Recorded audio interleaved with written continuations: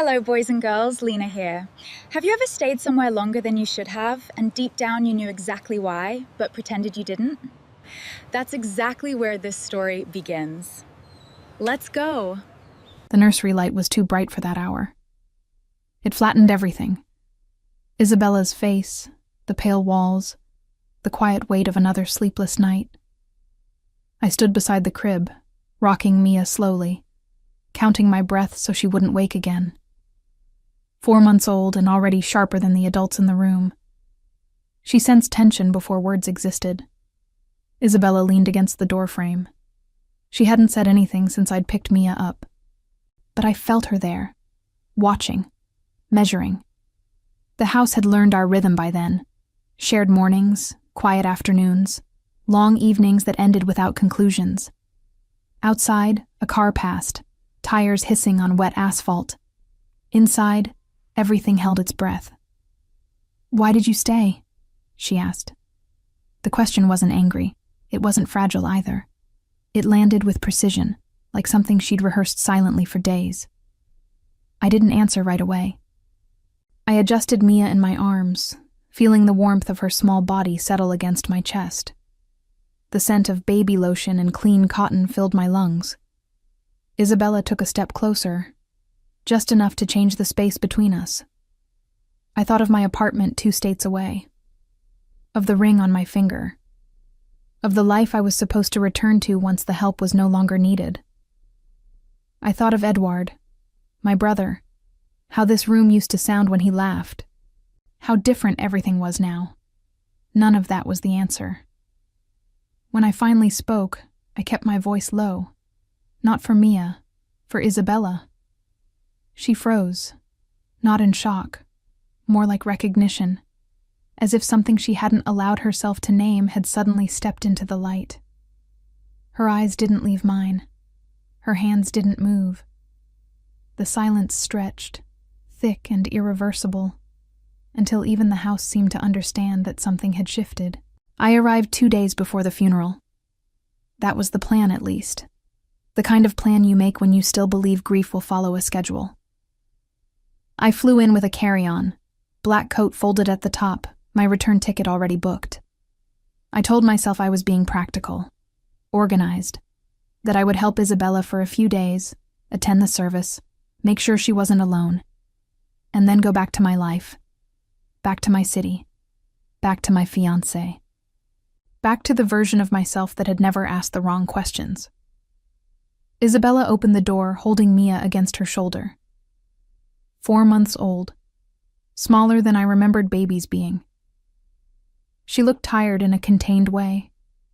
Hair pulled back, face clean, posture steady. Not broken, functional. That, more than anything, unsettled me. "Jane," she said, just my name. No collapse into my arms, no drama.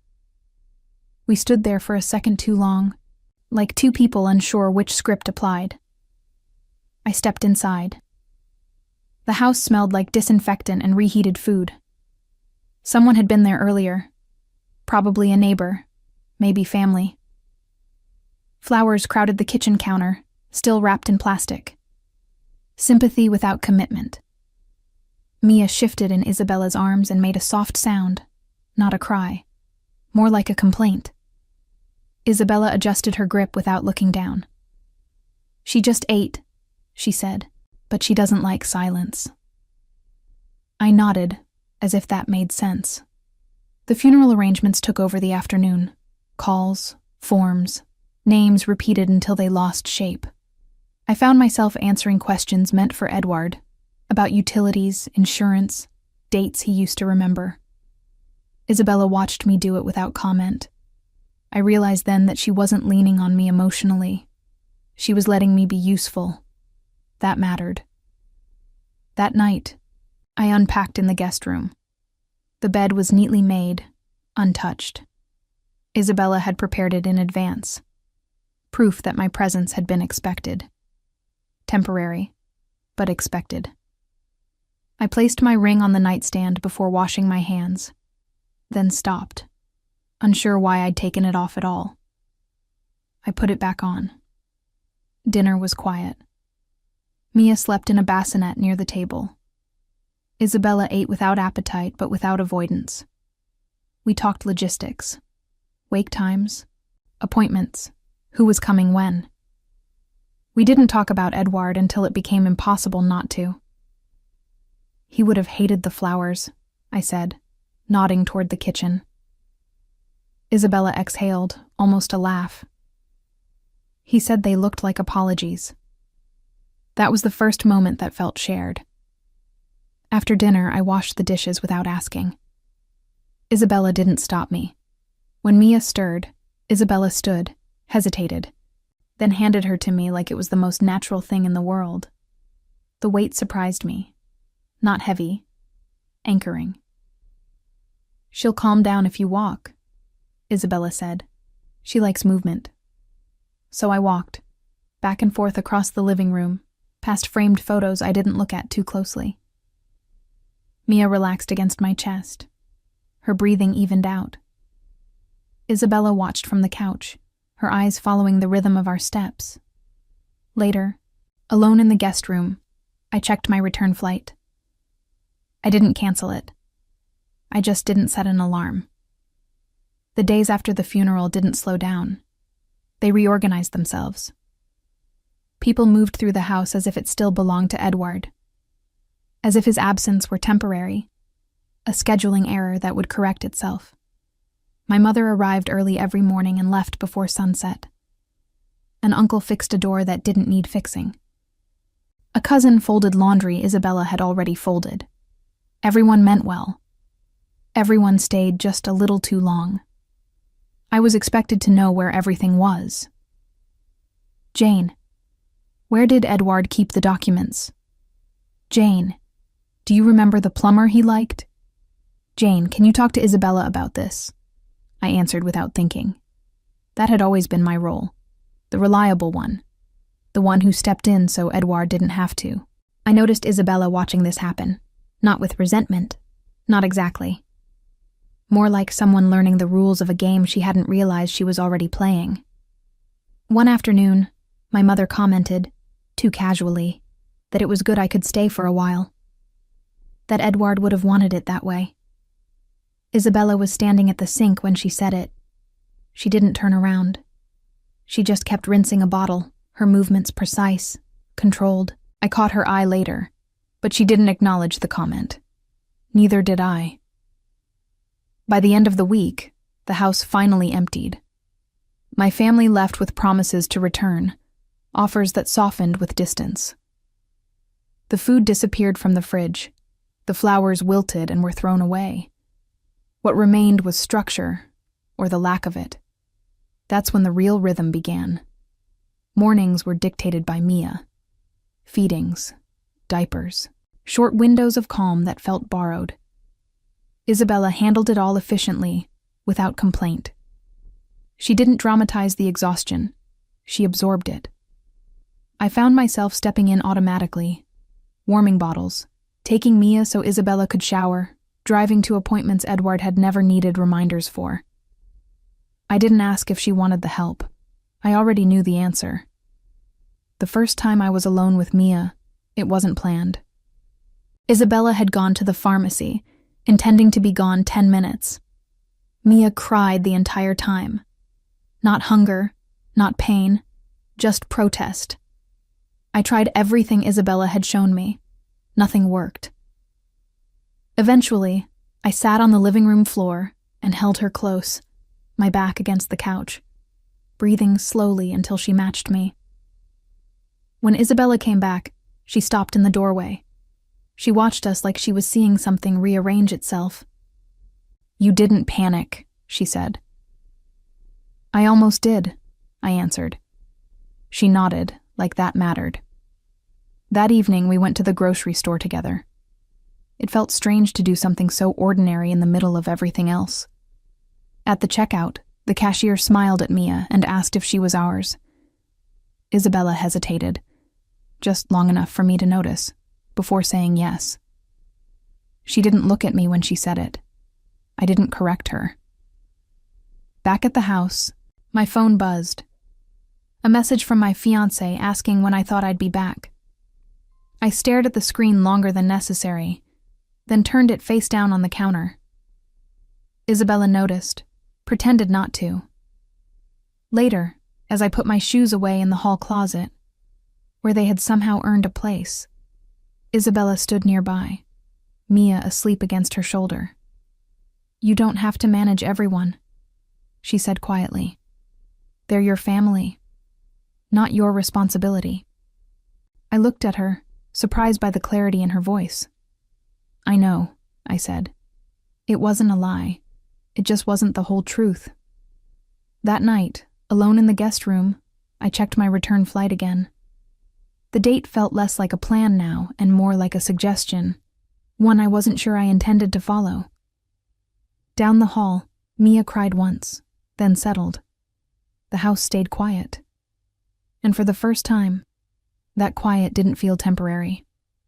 If this story is getting to you, subscribe to the channel so you don't miss how it ends. And tell me in the comments, did you think Jane should have left or stayed? I want to read every answer. And if this story has captivated you, my Patreon is full of even more content. You'll find exclusive stories, longer chapters, bonus scenes, and richer details that bring every romance and plot twist to life. Check everything out right below. Mia changed everything without announcing herself. It started with small adjustments. Isabella stopped hovering when I held her. I stopped asking before stepping in. There was no conversation about it, just a shared understanding that formed somewhere between feedings and fatigue. We learned each other's timing. When one of us was too tired, the other compensated without comment.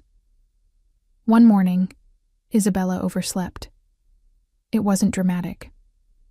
Just exhaustion finally winning. Mia cried from the bassinet, sharp and insistent. I picked her up before the sound reached the rest of the house. She quieted against me, her fingers curling into the fabric of my shirt. Isabella appeared in the hallway minutes later, hair loose, eyes unfocused. "I didn't hear her," she said. "You needed sleep," I replied. She watched me for a moment, then nodded.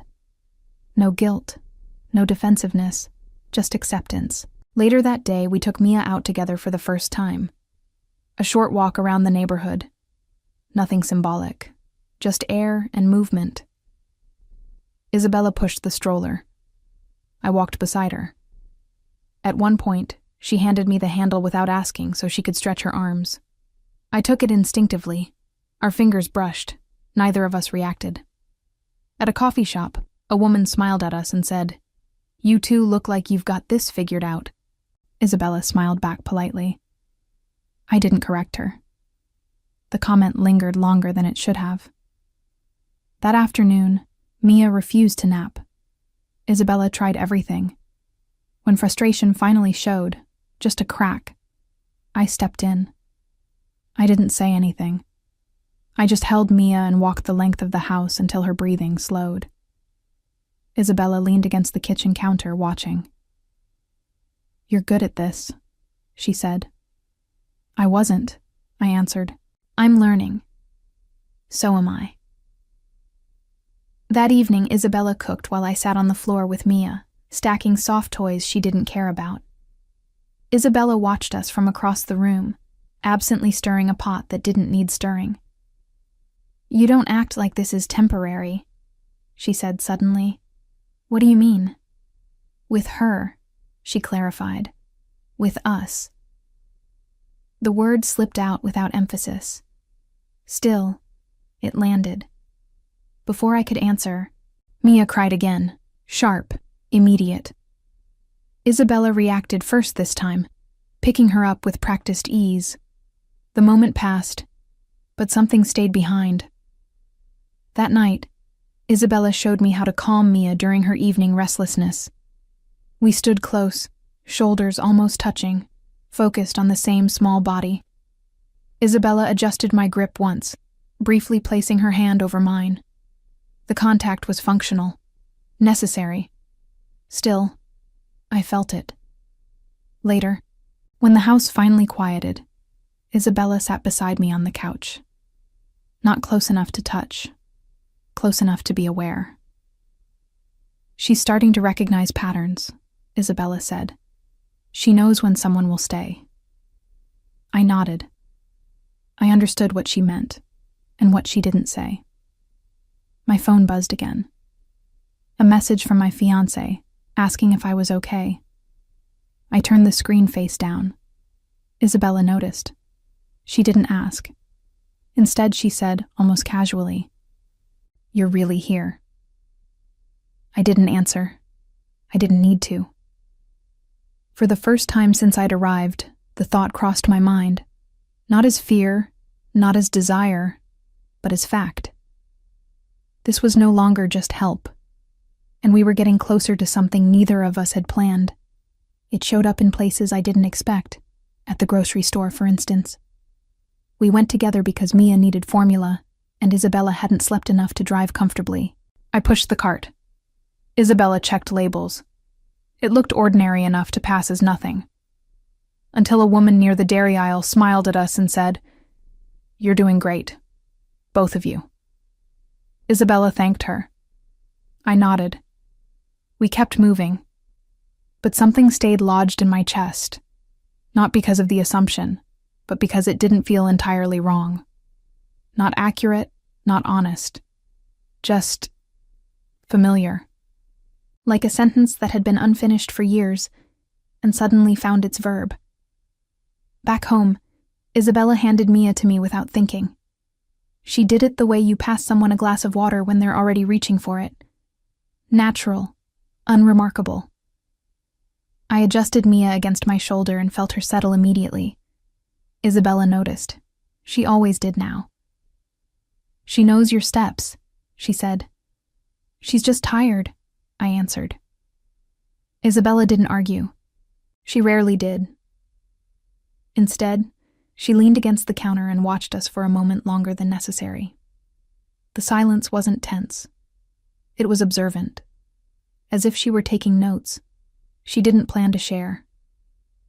That afternoon, my mother stopped by to drop off paperwork Edward had kept at her house. She didn't stay long. She never did anymore. At the door, she looked at Isabella, then at Mia in my arms, then back at me. "I'm glad you're here," she said. Not to Isabella, to me. The words weren't unkind. They weren't loaded. Still, they landed unevenly. Isabella thanked her politely. I walked my mother to the porch, listened to her talk about practical things, appointments, finances, timelines, things she used when emotion felt inefficient. When I came back inside, Isabella was standing in the hallway, rocking Mia slowly. "She means well," I said unnecessarily. "I know," Isabella replied. She didn't look at me when she said it. Later, while Mia slept, Isabella pulled out a box from the closet. Not ceremoniously, just because it was in the way.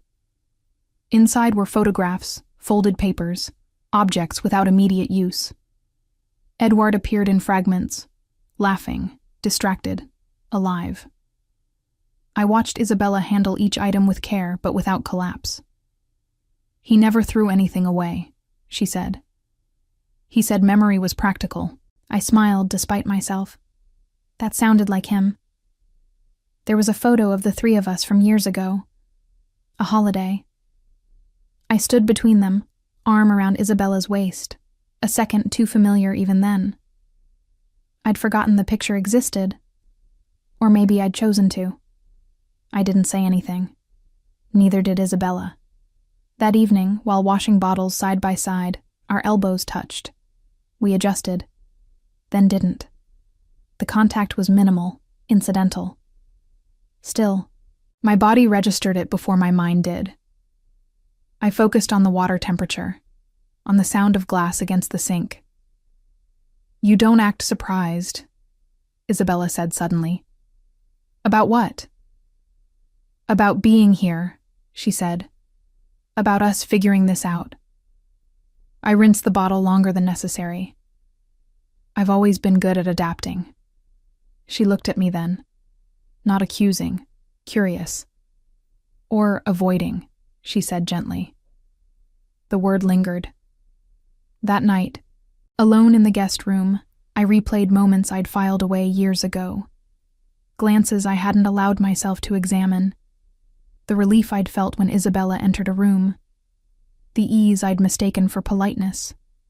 None of it had felt dangerous at the time because I'd never given it permission to be anything else. Now, it pressed closer. Not as temptation, as recognition. Down the hall, Mia stirred. I listened, waiting to see who would move first. Neither of us did. And that, somehow, felt like a decision. The box didn't go back into the closet. It stayed on the dining table through dinner, through Mia's bath, through the quiet stretch of evening when the house settled into itself. Isabella didn't say why she'd left it there. I didn't ask. Some objects earn the right to remain once they've been opened. After Mia fell asleep, Isabella sat across from me and began sorting.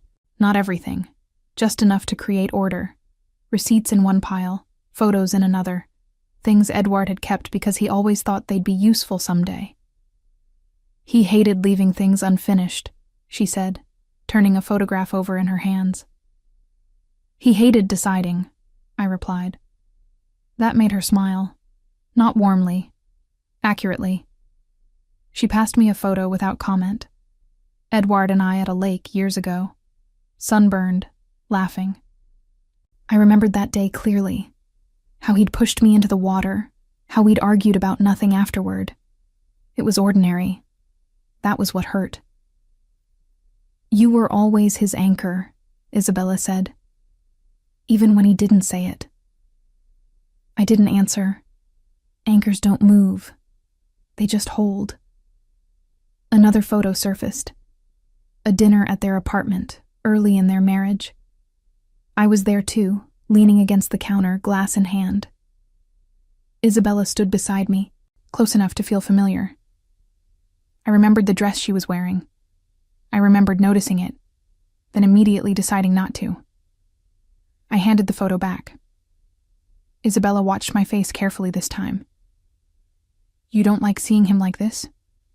It's not that, I said. It's just strange. Seeing how fixed everything looks now. She considered that, then nodded. He used to say that memory edits without asking permission. That sounds like him, I said. We fell quiet. The house didn't rush us. It never did anymore. Later, Isabella went to the kitchen to make tea. I stayed at the table staring at the box. My phone buzzed, my fiancé again. I read the message this time. Thinking of you. I miss you. It felt sincere. It always had. When Isabella returned, she set a mug in front of me without asking how I took it. She'd learned already. Do you ever think about before? She asked. Not looking at me. Before everything locked into place? I held the mug, feeling the heat seep into my palms. Sometimes. She nodded. Me too. That was it. No elaboration, no confession. The sentence stood on its own. The next day, Isabella suggested we take Mia to the park. It wasn't sentimental, just practical. Fresh air, a break from the walls. We sat on a bench, Mia asleep between us in the stroller. A man nearby tossed a ball to his dog. A couple argued quietly on the path. Life continued, unbothered. Isabella watched a woman push a swing, her face tilted toward the sun. I thought my life would be very specific, she said. Turns out it was just adjacent. I looked at her then. Really looked. At the way she sat, shoulders squared, eyes alert even in rest. At the version of her I'd known for years, and the one sitting beside me now. I didn't plan any of this, I said. She met my gaze. Neither did I. That evening, back at the house, Mia wouldn't settle. Isabella tried first, then me. Back and forth. Finally, Isabella leaned against the wall, tired enough to stop pretending. Can you? She asked. I took Mia without hesitation. Isabella stayed where she was, watching me pace the hallway. When Mia finally relaxed, Isabella exhaled like she'd been holding something in. "You always knew how to calm things down," she said. "I just stay," I replied. She looked at me sharply then. The words had landed differently than I'd intended. I felt it before she did. The shift. The weight of what memory had been protecting me from. The realization that what I was feeling wasn't new. It was old, contained, deferred. That night, lying awake, I understood something with a clarity that left no room for negotiation. I hadn't fallen in love with Isabella. I had been careful not to, and that care was beginning to fail. It didn't happen all at once. It started late, after Mia finally slept. The house had gone still in that familiar way. No visitors, no expectations, just the low hum of appliances and the soft creak of wood settling. Isabella leaned against the kitchen counter, eyes closed, one hand braced behind her like she might slide if she moved too fast. "You should go to bed," I said. "So should you," she replied without opening her eyes. Neither of us moved. She straightened slowly, rubbed her face with both hands, then exhaled a quiet laugh under her breath. Not amused, just exhausted. I stepped closer before deciding to. She didn't step back. The space between us collapsed without drama, like something that had been waiting for permission neither of us had planned to give. When we kissed, it was tentative and honest. A first step neither of us had rehearsed. I pulled back instinctively, already thinking this changes everything, already knowing it was too late for that kind of careful. Isabella didn't say anything. She just looked at me. And in that look was everything we hadn't said for years. The second kiss was slower, deliberate. Not permission, acknowledgement. We stayed where we were, the kitchen quiet around us, the house holding us like it had been complicit all along. The closeness between us wasn't reckless. It wasn't planned. It was simply honest. The kind of honest that asks nothing and means everything. The light above the counter dimmed as the hour grew late. And the night held everything we weren't ready to say out loud. The first thing that came back was not guilt. It was awareness. Of Edward. Of the ring on my finger. Of the life waiting for me elsewhere. Unchanged, and suddenly impossible to return to without explanation. I sat with that awareness in the early morning quiet. Isabella appeared a moment later, pulling a cardigan around her shoulders like armor. "We shouldn't," I started. "I know," she said. Too quickly, like she'd already rehearsed it. We didn't reach for each other again. Not that morning. In the kitchen, everything felt different in the most ordinary way. Coffee brewed. Mia cried. Isabella moved to her instinctively, then caught herself halfway, like she'd remembered something important too late. "I've got her," she said. I let her. We moved around each other carefully, as if the house had shifted and we were learning the new angles.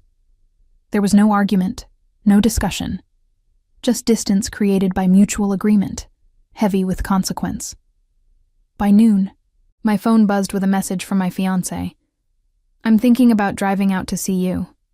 Just for a couple days." I stared at the screen longer than I should have. Across the room, Isabella rocked Mia, her face calm, controlled, unreadable. What had happened between us hadn't solved anything. It had only made the truth impossible to ignore. We didn't talk about it. Not that morning. Not the one after. We spoke in logistics instead, feeding times, laundry cycles, the weather turning warmer than expected. It was easier to move around the absence than to name it. Isabella stopped handing Mia to me without asking. I stopped reaching first. The space between us became deliberate. It wasn't punishment. It was preservation. I slept poorly. When I did sleep, I dreamed of unfinished rooms and doors that wouldn't close. In the kitchen, Isabella avoided my eyes without hostility, the way you avoid a wound that hasn't decided whether it's healing or not. We were careful. Too careful. On the third day, my phone rang. I was in the backyard with Mia, pacing in the shade while she fussed against my shoulder. I saw the name before I heard the ringtone. My fiancé. I answered because not answering would have been a decision I wasn't ready to make. "I'm nearby," he said. "I thought I'd surprise you. Is that okay?" I said yes, before I understood what yes would require. He arrived an hour later with a small bag and an earnest smile, the kind that had always made things easier. He held me longer than necessary, then looked past me into the house, taking in the unfamiliar quiet. "I'm glad you're here," he said. "I didn't like the idea of you going through this alone." Inside, Isabella froze when she saw him. Not visibly, not dramatically, just enough that I noticed. She adjusted her grip on Mia, then nodded politely when I introduced them, though she didn't need the introduction. She already knew who he was. She always had. Dinner that night was careful. My fiancé talked about work, about the drive, about how strange it felt to be back in a house so changed. Isabella listened, contributed when necessary, excused herself early to put Mia to bed. I stayed at the table longer than I should have, nodding at stories I'd heard before, watching the hallway like it might offer instructions. Later, I found Isabella in the nursery, standing beside the crib.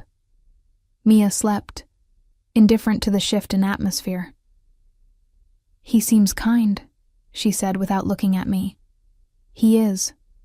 She nodded. "I'm glad you're not alone." The words were neutral. They hurt anyway.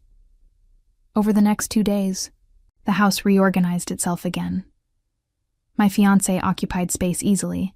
Coffee cups, casual affection, the assumption of place. He kissed my cheek in passing, held my hand on the couch. Each gesture was familiar. Each one landed slightly off. Isabella withdrew with precision. She became efficient again. Capable. The version of herself that didn't need help. When I tried to step in with Mia, she thanked me and said she had it covered. I let her. At night, lying beside my fiancé, I stared at the ceiling and listened to the house breathe. I felt split. Not between two people, but between truth and convenience. Between who I had always been allowed to be and who I had been careful to avoid becoming. On the 4th night, Isabella spoke to me in the hallway while my fiancé showered. "You should probably go home soon," she said. Not cold, not cruel. Practical. "I know." She studied my face, like she was memorizing something she didn't intend to keep. "Thank you for staying," she added. "For everything." It sounded like closure. I didn't correct her. That night, my fiancé fell asleep quickly, one arm draped over my waist. I lay awake, the weight of his presence both grounding and unbearable. Down the hall, a floorboard creaked. Then another. I wondered if Isabella was awake too, and I understood, with an uncomfortable clarity, that nothing between us had ended. It had only been interrupted. The house learned how to lie. It did it quietly, by accommodating 3 adults without comment, by letting routines overlap without colliding. Mornings were efficient, evenings were polite. The days looked functional from the outside, like a system that had recalibrated itself after a brief malfunction. Inside, everything resisted. My fiancé moved easily through the rooms, as if presence were a right he'd always held. He made coffee without asking, opened drawers until he found what he needed, spoke to Isabella with the careful kindness reserved for grief. He was respectful, attentive. He didn't do anything wrong. That was the problem. Isabella responded with distance so precise it felt intentional. She didn't avoid him. She managed him. Conversation stayed short, necessary. She kept Mia close.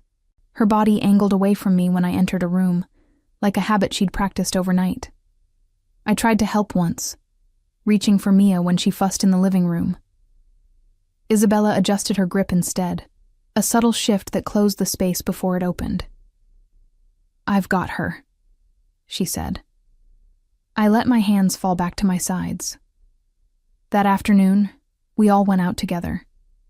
The pediatrician's office was crowded, the waiting room filled with parents who looked tired in the same way. My fiancé sat beside me, knee touching mine. Isabella stood rocking Mia slowly, eyes fixed on a point just above the wall posters. A nurse called Mia's name and looked between the three of us, unsure who to address. Isabella stepped forward without hesitation. "I'm her mother," she said. The words were simple, firm, final. I felt my fiancé's hand tighten around mine, affectionate and unconscious. Isabella didn't look back. Later, outside, he commented on how strong she seemed, how well she was doing. I agreed, because it was easier than saying what I actually thought. That strength had nothing to do with how well you held things together, and everything to do with what you refused to drop. That evening, he suggested we all have dinner out. A normal thing. A kind thing. Isabella declined without explanation. She stayed home with Mia. I went because not going would have been noticed. At the restaurant, the lights were too warm, the noise too loud. My fiancé talked about the future like it was a destination already marked on a map. Dates, plans, assumptions. I nodded at the right moments, smiled when expected. I checked my phone once, twice, then stopped. When we got back, the house was quiet. Isabella was in the nursery, standing beside the crib, not touching anything. "She wouldn't settle," she said. "She's fine now." I nodded. We stood there together, a careful distance between us. "You didn't have to go," she added, still not looking at me. "I know." She finally turned. Her face was calm, composed, unreadable. "Did something happen before he arrived?" The question wasn't accusatory. It was precise. I didn't answer. She inhaled slowly, then nodded once, like that was confirmation enough. She looked back at Mia, smoothing the edge of the blanket. "Okay," she said. Nod agreement. Acceptance. That night, lying beside my fiancé, I understood that silence had stopped protecting us. It was only delaying impact. I stared at the ceiling, listening to the house settle, feeling the shape of a truth that no longer fit where I'd been keeping it. In the dark, my fiancé reached for my hand. I held it, and thought of everything I wasn't holding together anymore. It happened on an ordinary morning. No music, no rain, no symbolic light through the window. Just the sound of a zipper and Mia fussing in the other room because she could sense movement before she could understand it. My suitcase was open on the bed. I hadn't announced anything. I hadn't made a speech. I'd simply started folding clothes, slow and methodical, like I was afraid that if I rushed, the decision might notice me. From the hallway, I could hear my fiancé on the phone, pacing, talking about a meeting he'd pushed back. Life continuing, efficient and indifferent. Isabella stood in the doorway without knocking. She looked at the suitcase first, then at me. "You're leaving," she said. "Soon," I answered. She stepped inside and closed the door behind her. Not dramatically. Just enough to contain the conversation. Mia cried then, sharp, immediate. Isabella didn't react right away. Neither did I. We both waited, listening, like we'd learned to do. "Why did you stay?" she asked. There was no edge in it, no accusation. It wasn't even curiosity. It was the last remaining piece of a structure that had almost made sense. I sat on the bed because my legs stopped cooperating. "For a while," I said, choosing each word carefully. I told myself it was about helping. About you. about Mia. She didn't interrupt. But that wasn't the truth, I continued. It was just the version I could live with. Isabella crossed her arms, not defensive, just bracing. I stayed, I said, because I've always loved you. The room didn't react. No gasp, no visible shift, just stillness, complete, unguarded. I loved you when he was alive, I added, because leaving that out would have been another lie. And I never said anything because I didn't get to, because it wasn't mine to say. Isabella didn't move. Her face went pale, not from shock, but from recognition, like something she'd suspected for years had finally decided to stop pretending. You never, she started, then stopped. I know, I said.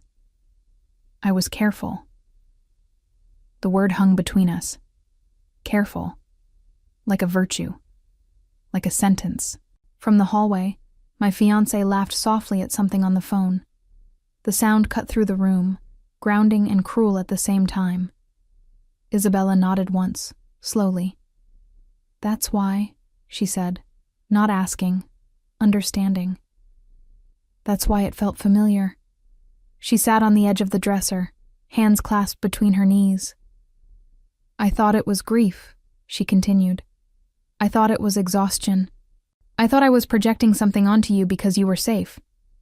So did I said. Mia cried again, louder this time. Isabella stood automatically, body already moving before thought caught up. She paused at the door, one hand on the frame. You should go, she said quietly. Not because this is wrong. She looked back at me then, eyes steady. But because if you stay now, nothing survives. The door closed softly behind her. I sat alone with the open suitcase, the truth fully spoken for the first time in my life, and understood something I hadn't expected. The hardest part wasn't choosing between two people. It was choosing whether to stop being careful. I didn't leave that day. Not because I stayed. Because I paused. The suitcase remained open, exactly where it was, like something that had spoken out of turn. I closed it eventually, not as a reversal, but as a decision to stop pretending the next step was obvious. In the hallway, Mia's crying softened, then faded. The house returned to its low, familiar hum. That night, I told my fiancé the truth I could finally access. Not everything, not all at once, but enough. I told him I wasn't ready to come back, that I had crossed a line I couldn't uncross, that staying engaged, to him, to a future we'd planned carefully, would be dishonest now. He listened in silence, his face shifting through confusion, hurt, and something like clarity. He didn't argue, he didn't accuse. He left the next morning with the same respect he'd arrived with. That mattered more than I expected. The house changed again after that. Not dramatically, subtly. Isabella didn't rush toward me. She didn't ask for explanations or offer forgiveness. She simply resumed the rhythm we had built before everything fractured. Only now, it carried intention. We talked when it was necessary. We didn't when it wasn't. A week passed, then another. One afternoon, while Mia napped, Isabella sat across from me at the kitchen table. The light coming through the window was unremarkable, ordinary, honest. I'm not asking you to stay, she said, and I'm not asking you to leave. I nodded. That was fair. I don't want this to be about what we lost, she continued, or what we almost did. Me neither. Silence settled, not heavy, not charged, livable. Later, it was Isabella who reached for me first, not in the kitchen, not in the bedroom, but on the couch, while Mia slept nearby. Her hand found mine without ceremony, fingers fitting like they already knew the shape. We didn't rush.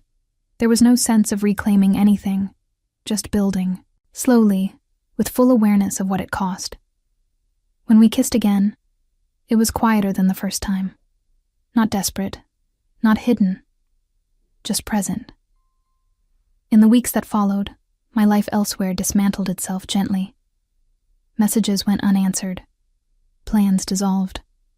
I found a job nearby without announcing it like a victory. I didn't move my things right away. I didn't need to. One evening, months later, Isabella stood in the doorway of the nursery and watched me lift Mia from her crib. Mia reached for me without hesitation, her small hand finding my collar. "She knows," Isabella said. "She's observant." I smiled. Isabella leaned against the doorframe, arms crossed loosely, not guarding herself anymore. "So are you," she replied. We didn't talk about Edward often. We didn't have to. He existed in the structure of the house, in the habits we'd inherited, in the way we respected what had been before, without letting it dictate what came next. Nothing about our life looked dramatic from the outside, and that was the point. Somewhere between staying and leaving, between care and desire, between the life I'd planned and the one I'd avoided, I learned something simple and difficult. Love doesn't always arrive loudly. Sometimes it waits patiently, until you stop being careful enough to miss it. And then it asks only one thing: that you continue.